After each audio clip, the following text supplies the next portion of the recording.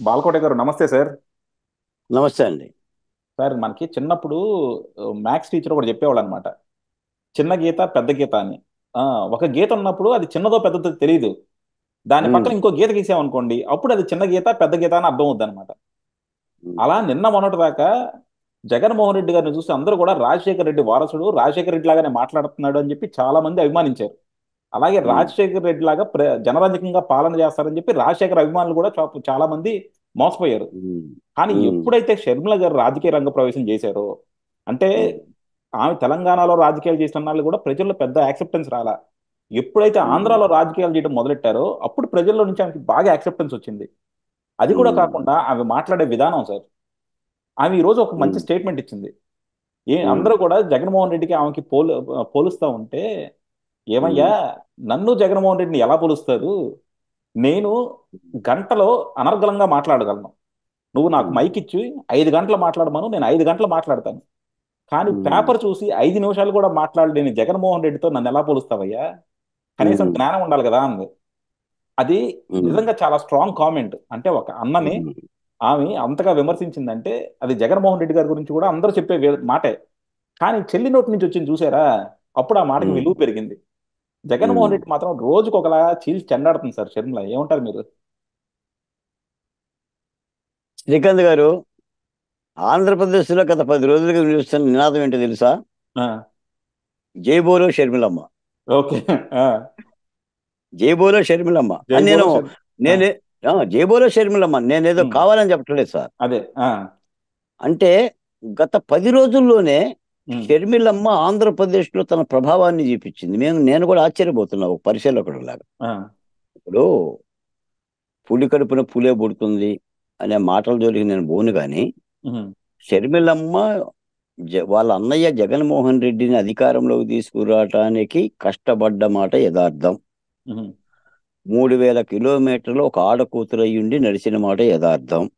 ఉమ్, అప్పట్లో షర్మిలమ్మ గనుక లేకపోతే జగన్మోహన్ రెడ్డి గారు అదే జైల్లో ఉంటే, ఆపద కాలంలో అదే జైల్లో ఉంటే వైసీపీ పార్టీ దాని యొక్క ఉనికి, దాని యొక్క బతుకు ప్రశ్నార్థకం అయ్యేది. ఉమ్, అలాంటి కష్టకాలంలో షర్మిల ఆడకూతురు అయ్యుండి మీరు ఆడకూతురు ఒక పాదయాత్ర నిర్వహించడం అంటే మనం అర్థం చేసుకోవాలి. ఉమ్, అంత కష్టపడిపోయి పాదయాత్ర చేసి నిలబెట్టింది. ఉమ్, నిలబెట్టిన తర్వాత ఆయన్ని అధికారంలోకి తెచ్చింది. సరే, వాళ్ళకి ఆస్తి పంపకాలు ఉన్నాయా లేదా, రాజకీయంగా కూడా తనకు కూడా ఎంతన్నా ఏదో ఒక ఎంపీ సీటునో రాజ్యసభ సీటు ఏమన్నా అడిగిందా, దాన్ని తృణీకరించాడా, కుటుంబ విభేదాలు ఉన్నాయా తర్వాత సంగతి. అయి ఆ వివాదాల నేపథ్యంలో ఇక ఇక్కడ మా అన్నయ్య దగ్గర కుదరదు అని చెప్పేసి అని ధైర్యంగా, సాహసంగా, తనకు రాజకీయ పిపాస ఉంది కాబట్టి తెలంగాణ వెళ్ళిపోయి రాజకీయ పార్టీ పెట్టుకుంది. ఆ రాజకీయ పార్టీలు కూడా అక్కడ కూడా 3000 కిలోమీటర్ల పాదయాత్ర చేసి అష్టకష్టాలు పడి ఆ సమీకరణల నేపథ్యంలో కాంగ్రెస్ పార్టీలో చేరింది. కాంగ్రెస్ పార్టీ నుంచేసి మళ్ళీ ఆంధ్రప్రదేశ్ బాధ్యతలు తీసేసుకొని ఆంధ్రప్రదేశ్ వచ్చింది. అంటే ఇక్కడ ఇక్కడ కూడా ఇక్కడ తప్పులేమి కావు ఉమ్, శ్రీకాంత్ గారు. ఒక ఆ, ఒక ఒక అడుగు మనం వేసిన తర్వాత, ఉమ్, రాజకీయాలు ఒక అడుగు వేసిన తర్వాత ఆ కాలానుగుణంగానే అడుగులు పడాల్సిందే రాజకీయాల్లో మీరు ఉండాలంటే. ఉమ్, ఆగిపోతే రాజకీయ జీవితమే ఆగిపోతుంది. ఇప్పుడు ఈ రోజున జగన్మోహన్ రెడ్డి గారు ఏం చెప్తాడు? కేవలం ఓదార్పు యాత్రకు పర్మిషన్ ఇవ్వకపోవటంలోనే కదా ఈయన పార్టీ పెట్టింది.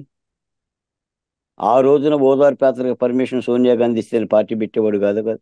ఉమ్, లేదా ముఖ్యమంత్రి పీఠం ఇస్తే పెట్టేవాడు కాదు కదా. ఇప్పుడు రాజకీయాలు అలాగే ఉంటాయి. కానీ ఏ మాటకు ఆ మాట ఈ రోజున షర్మిల గారు జగన్ గారి వ్యక్తిత్వం గురించి మాట్లాడుతుంది. ఉమ్, ఆయన హావభావాల గురించి మాట్లాడుతుంది. రాజకీయంగా ఆయన పరిపాలన లోపాల గురించి మాట్లాడుతుంది. అది ప్రత్యేక హోదా అయినా, అమరావతి అయినా, పోలవరం అయినా, ఉద్యోగాలైనా, అప్పులైనా, దళితుల మీద దమనకాండ అయినా శరఖండాఖండితంగా శరాలు సంధిస్తుంది. ఇప్పుడు జొన్న చేలో గనక జొన్న సజ్జన గనక కర్రతో కొట్టినట్టుగా కొడుతుంది. ఇప్పుడు సజ్జల రామకృష్ణ ఇప్పుడు ఎంకిపెళ్లి సుబ్బిసాగుకు వచ్చినట్టుగా సజ్జల ఉమ్, రామకృష్ణారెడ్డికి వచ్చింది సాగు. ఉమ్, ఆయన వివరణ ఇవ్వలేకపోతున్నాడు. ఇప్పుడు షర్మిల గారి బాణాలకి జగన్మోహన్ రెడ్డి మాట్లాడడు. ఎవరు మాట్లాడాలి? సకల శాఖ మంత్రి అయినా మాట్లాడాలి. ఉమ్, ఇప్పుడు ఆకైనా మాట్లాడాలి, ఏదైనా మాట్లాడాలి. ఇప్పుడు ఏనే కదా అన్ని చూసేది. అవును. ఇప్పుడు ఉమ్, షర్మిల గారికి ఏం సమాధానం చెప్తుడు? ఆయన ఉమ్, కూడా అసలు మరి గడ్డి పరకలాగా తీసేసి ఇసిరి వదిలేస్తున్నామా. ఉమ్, ఇప్పుడు షర్మిల గారి దగ్గర సజ్జలు ఏం పనికొస్తాడు, ఏం మాట్లాడతాడు ఆయన? అవును. షర్మిల గురించి మాట్లాడటానికి సజ్జల రెడ్డి గారికి కూడా నైతిక అర్హత ఏముంటుంది? ఉహు, ఏదో నాలుగుందని చెప్పి ఏదో అడ్డం పెట్టడం తప్ప ఏమి ఉహు, మాట్లాడతాడు చెప్పండి? వాళ్ళ ఉహు. వాళ్ళ వాళ్ళ ఆస్తుల్లోనూ వాళ్ళ కుటుంబంలో అమంటుంది సాక్షులు నాకు వాటా ఉందని, ఉహు. లేదని నేను అంటాడా? అదే కదా. ఆ, ఇంకో మాట కూడా చెప్తున్నా, అసలు షర్మిల గారిని కొట్టారంట ఉమ్, జగన్మోహన్ రెడ్డి గారు, ఉమ్, కాదని అనగలరా?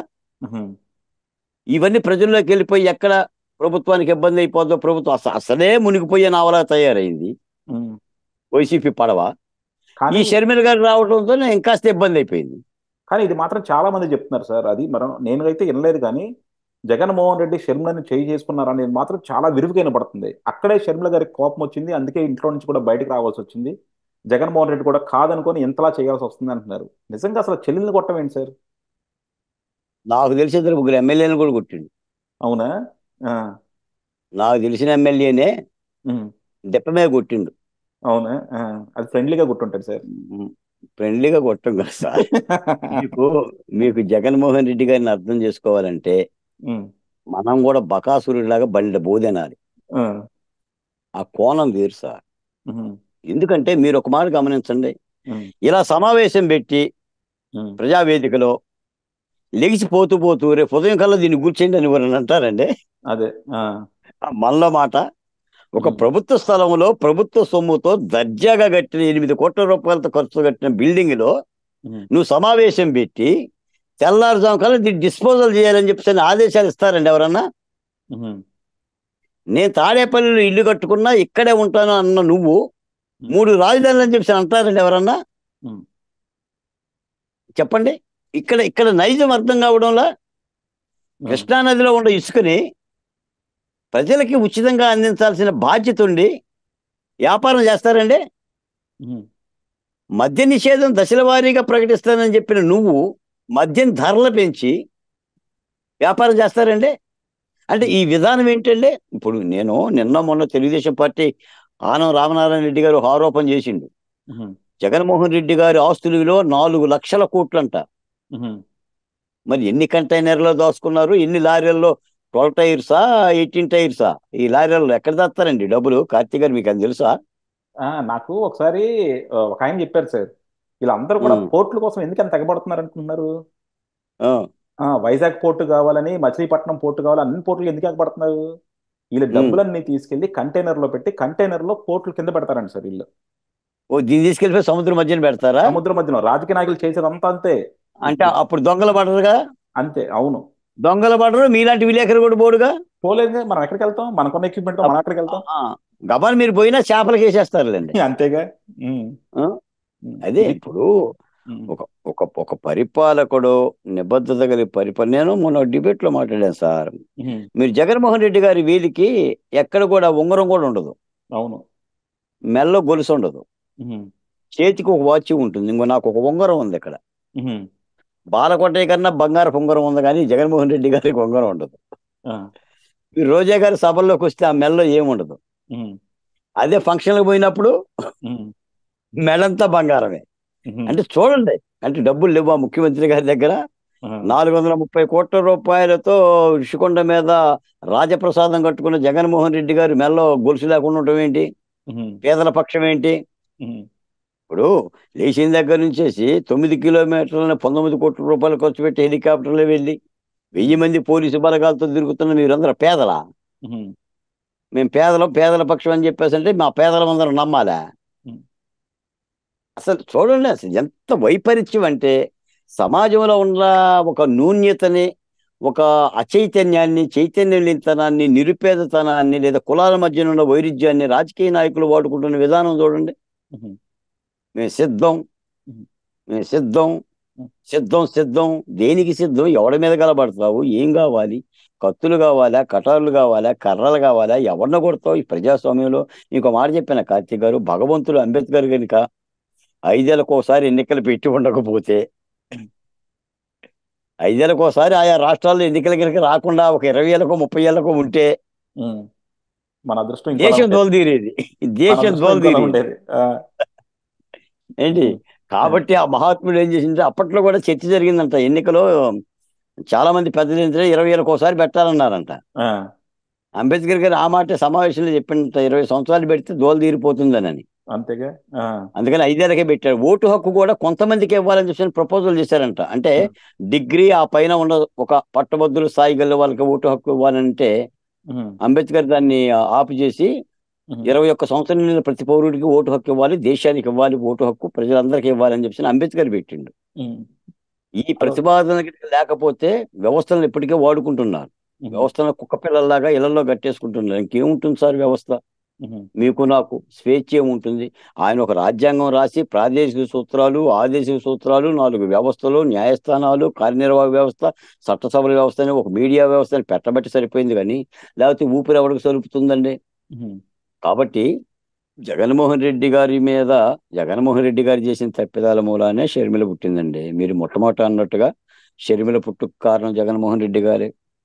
సునీతారెడ్డి ఉద్యమానికి కారణం జగన్మోహన్ రెడ్డి గారే. అమరావతి ఉద్యమానికి కారణం జగన్మోహన్ రెడ్డి గారే. విశాఖ ఉక్కు ఉద్యమానికి జగన్మోహన్ రెడ్డి గారే. బాలకోట ఉద్యమానికి జగన్మోహన్ రెడ్డి గారే. రేపొద్దున ఏదైనా ప్రతిపక్ష పార్టీ బాలకోటని ప్రేమించి ఏ అసెంబ్లీ సీటు ఇచ్చి అసెంబ్లీకి పంపిస్తే అది కూడా జగన్మోహన్ రెడ్డి గారే. చూడండి, అది దాని వైఎస్ఆర్సీపీనే వెనక చేస్తుందేమో కృషి సార్. కూడా వైఎస్ఆర్సీపీ ఎమ్మెల్యేల కోసం, ఎంపీల కోసం చేస్తుంది కదా, మిమ్మల్ని కూడా చూస్తుందేమో చూడండి.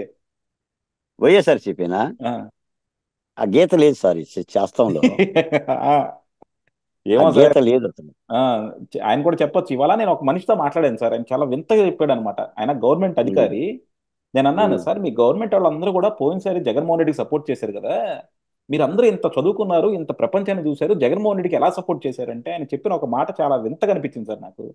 ఆయన ఉమ్, ఏమన్నాడంటే, జగన్మోహన్ రెడ్డి అప్పటికే 1,00,000 కోట్లు దోస్తాడు. సో ఉమ్, జగన్మోహన్ రెడ్డి కొత్తగా డబ్బు అక్కర్లా. జగన్మోహన్ రెడ్డికి ఉమ్, కావాల్సింది ఏంటంటే ఆ దొంగ అనే ముద్రను చెరిపేసుకోవటం. సో ఉమ్, ఈసారి అధికారం ఇస్తే ఆయన ఉమ్, జనరంజకంగా పాలన చేస్తాడు. డబ్బు అవినీతి చేయడు, ఎందుకంటే ఆల్రెడీ డబ్బులు సంపాదించేశాడు కాబట్టి అవినీతి చేయడు. సో ఉమ్, జనరంజకంగా పాలన చేస్తాడు, ఆ దొంగ అనే పేరు పోగొట్టుకుంటాడని చెప్పి మేము ఆయనకు అధికారం ఇచ్చాము. కానీ ఉమ్. ఆయన అప్పటికన్నా ఇప్పుడు ఎక్కువ సంపాదిస్తున్నాడు అని చెప్తున్నాడు అనమాట. అంటే జనాల కా- ఆలోచన అలా ఉంటుంది. అలాగే అదే మనకేం తెలుసు సార్, రేపు పొద్దున జగన్మోహన్ రెడ్డి గారు అనుకోవచ్చు, ఈ బాలకోట ఎవరో నన్ను బాగా విమర్శిస్తున్నాడు, బాలకోటకి మంచి ఫాలోయింగ్ ఉంది, మన దగ్గర ఉమ్. పని ఉన్న ఎమ్మెల్యేలు ఎవరు కూడా రేపు పొద్దున గెలవడానికి పనికిరారు కాబట్టి బాలకోట ఉమ్. ఈయన తెచ్చుకొని బాలకోట ఇమేజ్ మనం వాడుకుందామని అనుకోవచ్చుగా. వా- ఆయన వాడుకోవడం తర్వాత సంగతిలే కానీ మీరు బాగానే వాడేస్తున్నారు ఇప్పుడు డిబేట్ లో. ఆ, ఏమో సార్, గుర్రం నాలుగు ఎగరావచ్చు, ఏముంది ఇప్పుడు. కాదు జనసేన నాలుగు టీడీపీ నిన్న. ఆ, కాదు కాదు కార్తీక్ గారు, ఉమ్, 4 సంవత్సరాలు ముఖ్యమంత్రి జగన్మోహన్ రెడ్డి గారి గద్దల్లో ఉనికి పుట్టించిన బాలకోటయ్య. ఉమ్, గద్దల్లో ఉనికి పుట్టించిన బాలకోటయ్య. ఉమ్, మేము ఉద్యమాల నుంచి వచ్చిన వాళ్ళం, నమ్ముకోవటం తప్ప అమ్ముకోవటం తెలియని వాళ్ళం. అమ్ముకునే వాళ్ళం అయితే బాలకోటయ్య ఇలా ఉండడు. ఉమ్, అమ్ముకునే స్వభావం గలవాడు ఎప్పుడైనా అమ్ముడిపోతాడు. ఉమ్, నమ్ముకునే స్వభావం గలవాడు ఎన్ని కష్టాలు వచ్చినా కూడా నమ్ముకునే ఉంటాడు. 4 ఏళ్లుగా మనం కలిసే ఉన్నాం. ఉమ్, అందుకని తప్పనిసరిగా ఈ రాష్ట్రం ఏదైనా బాగుపడాలి, వ్యక్తులు బాగుపడటం కాదు, రాజకీయ పార్టీలు బాగుపడటం కాదు, రాష్ట్రం బాగుపడాలి. రాష్ట్రం ఇప్పటికే నాశనం అయిపోయింది. జగన్మోహన్ రెడ్డి కారణంగా మరీ నాశనం అయ్యింది. జాగరూకతతో ఇప్పటికి కూడా నేను జాగరూకత గురించి మాట్లాడతా. ఇప్పుడు కూడా ఉమ్, జగన్మోహన్ రెడ్డి గారు ఓడిపోతాడా బాలకోటయ్య ఒక మాటలో చెప్పానంటే నేను ఉమ్, జాగరూకతే చెప్తా. ఎందుకంటే చిన్న పామునైనా పెద్ద కర్రతో కట్టాలనేది పెద్దలు చెప్పిన మాట. ఉమ్, నేను రాజకీయాలను అలాగనే చూస్తా. ఉమ్, టీడీపీ అధికార ప్రతినిధులు కూడా అదే చెప్తా. ఉమ్. కాబట్టి తప్పనిసరి ఈ రాష్ట్రాన్ని కాపాడుకోవాల్సిన బాధ్యత అయితే అందరి మీద ఉంది. యా, డెఫినెట్గా సార్, డెఫినెట్గా. Yeah, thank you very much sir. నిజంగా మీరు అన్నట్లు ఏంటంటే కంపల్సరీ జగన్మోహన్ రెడ్డి గారు చాలా మంది నాయకులు తయారు చేశారు, అందులో మీలాంటి వాళ్ళు కూడా చాలా మంది ఉన్నారు. సో డెఫినెట్గా మీరంతా కూడా ప్రజాక్షేత్రంలో ఎంతో కొంత పోరాడి రేపొద్దున మీరు సార్ శాసనసభ. మళ్ళీ అటు వెళ్ళిపోవాలి. జగన్మోహన్ రెడ్డి గారు తయారు చేయాల. జగన్మోహన్ రెడ్డి గారి దాష్టీకాలలో నుంచి, ఏదైనా సార్. జగన్మోహన్ రెడ్డి గారి దుర్మార్గాల నుంచి ఎదిరించి పుట్టిన ఉద్యమకారులుగానే ఉంటారు అందరూ. యా, సునీతారెడ్డి అయినా, షర్మిల అయినా, నేనైనా అందరం బాధితులమే. అదే. షర్మిల గారు కూడా జగన్మోహన్ రెడ్డి బాధితురాలు, ఆ, బాలకోటి లాగా. షర్మిల గారు ఏమన్నా సార్, వాళ్ళ అమ్మ విజయమ్మ గారే బాధితురాలు. మీరు మేము అవును. ఎంత చెప్పండి. Yeah, thank you sir, thank you very much sir. Thank you.